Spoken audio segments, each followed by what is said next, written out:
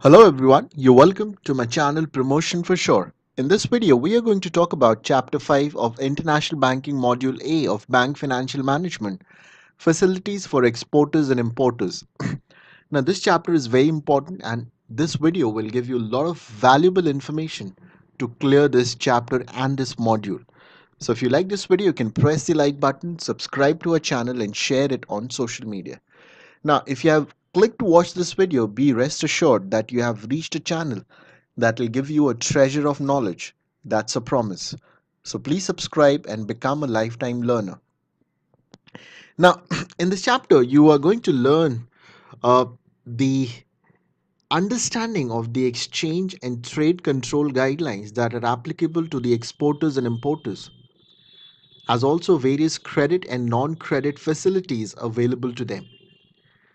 Now, in India, export trade is regulated by Directorate General of Foreign Trade, which functions under the Ministry of Commerce and Industries for Government of India.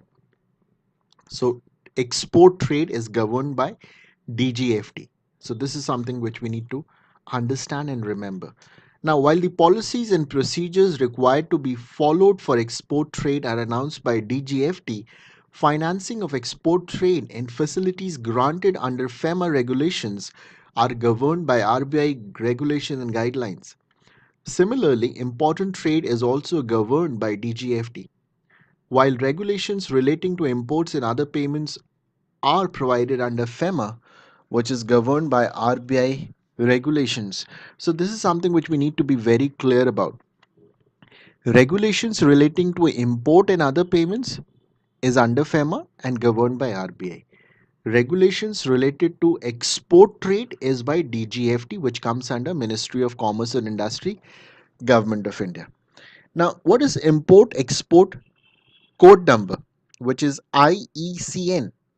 Now, every person, firm, company engaged in export import trade has to apply for and obtain an importer exporter code number, which is IEC number, from the Director General of Foreign Trade, DGFT.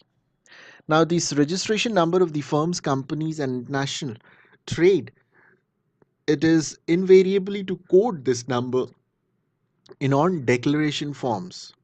Now, export declaration form, section 713 of FEMA, all export of goods from India, whether in physical form or any other form, required to be declared in the prescribed forms to the effect that full value of exports will be realized. So, what are different export declaration forms? They are majorly two forms which are now prescribed as per the latest syllabus. EDF form, which is export other than software made by all the modes. So if there is anything other than software, then you have to fill EDF form, which can be filled online. And if it is export in non-physical form, it is Softex form.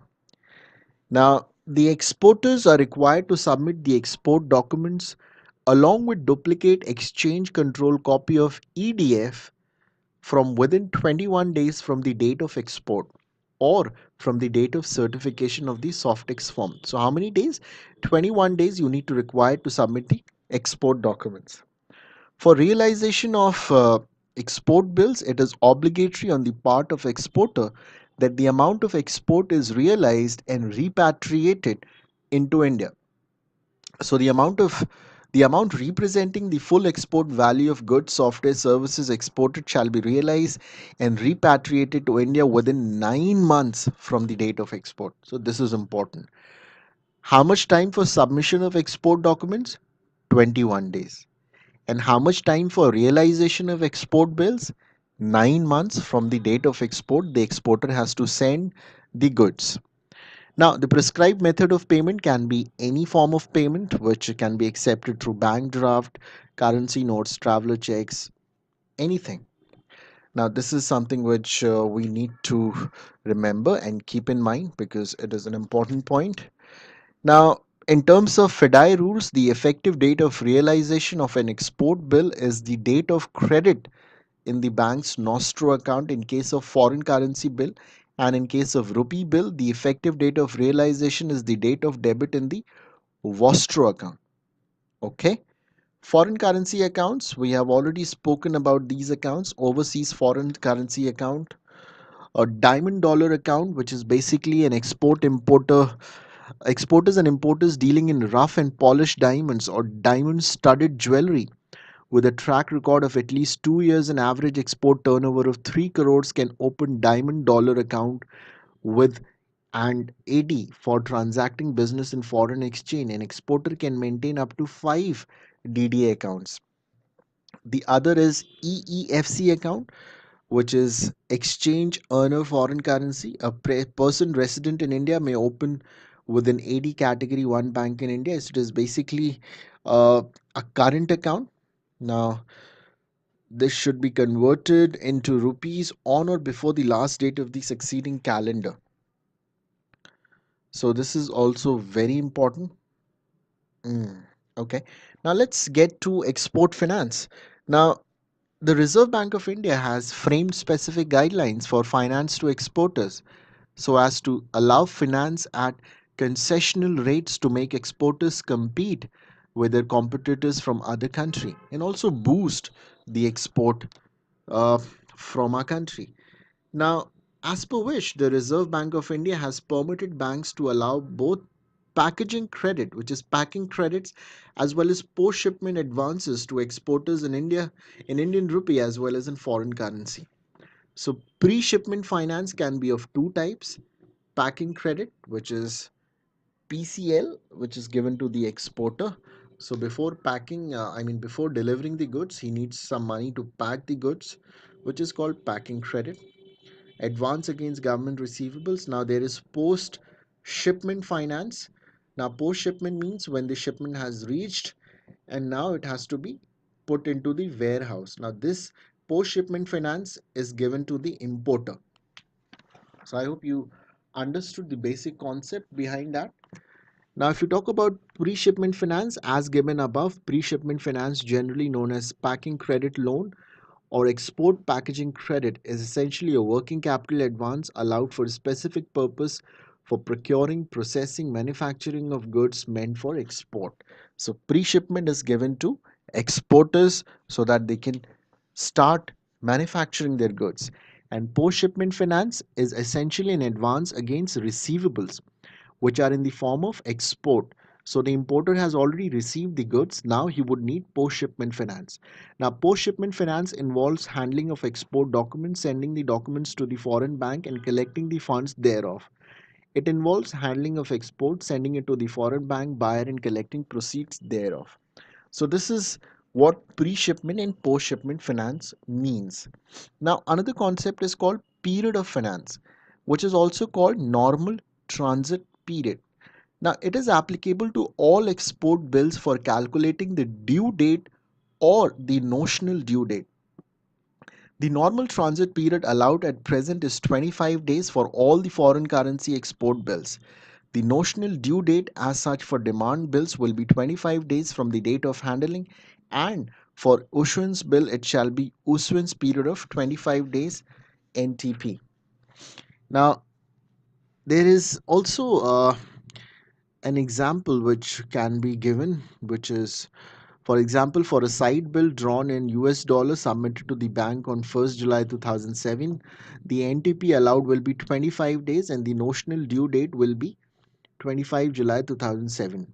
However, in case of a 90 days DA issuance bill in pound tendered to the bank on 1st July 2017, NTP will be 25 days plus 90 days. Okay. Let's also talk about crystallization of overdue bills. Now, FDI rules provide for crystallization or conversion of exporters' foreign currency liability into rupee liability as per AD's bank owns policy. Now, banks have now been given freedom to decide on the number of days to be allowed for crystallization of export bills depending upon the nature of commodity, country of export, and nature of transaction. As such, banks can now allow different period of crystallization for export bills to customers depending upon variety of factors.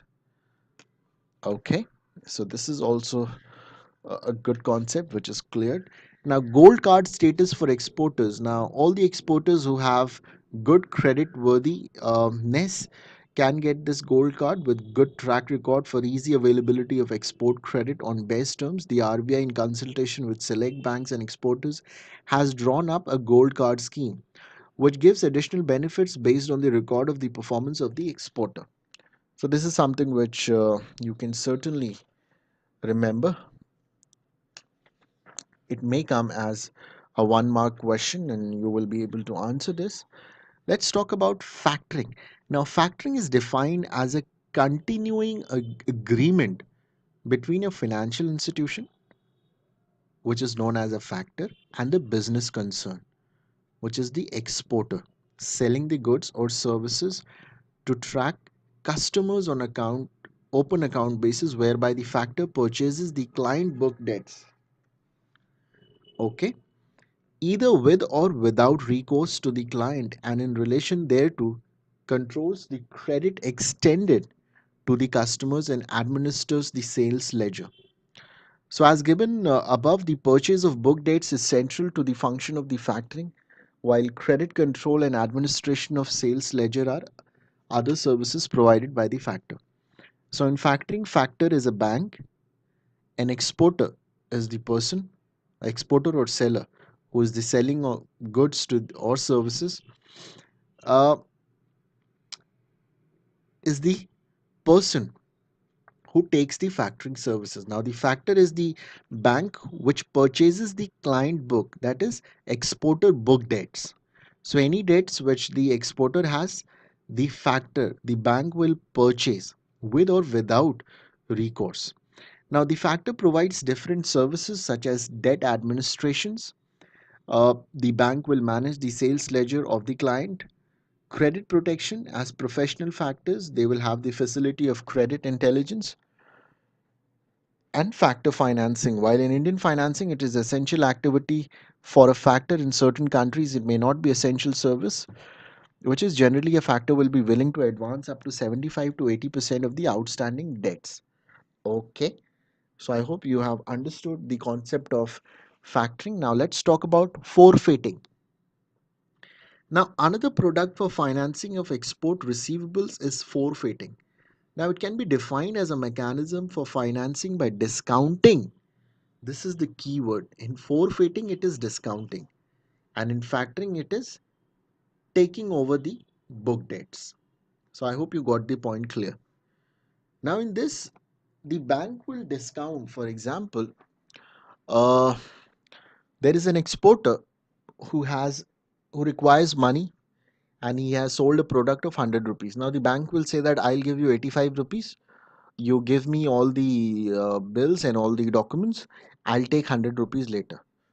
So, the exporter is getting 85 rupees at present and the bank is making fifteen rupees. So, that's the bank's profit. So, another product for financing of export receivables is forfeiting. Now, it can be defined as a mechanism for financing by discounting of export receivables without recourse to the exporter or seller for a medium term on a fixed rate basis for the full value of contract.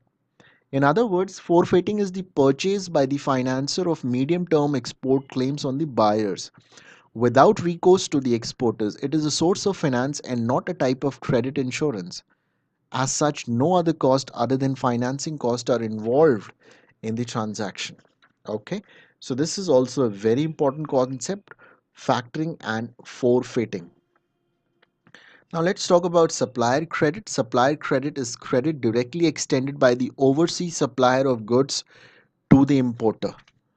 Okay, buyer's credit is given to the importer. The buyer credit is credit arranged by the importer from a bank or financial institution outside his country to settle the payment of imports. In short, it is credit arranged by the buyer to settle import payments irrespective of the period of credit. Okay, so these concepts are very, very important, and I hope you'll be able to learn and get valuable knowledge from these videos. So, and if you have reached at the end of this video, be rest assured that you have reached a channel that will give you a similar treasure of knowledge. That's a promise. So please subscribe and become a lifetime learner of a channel. Thank you.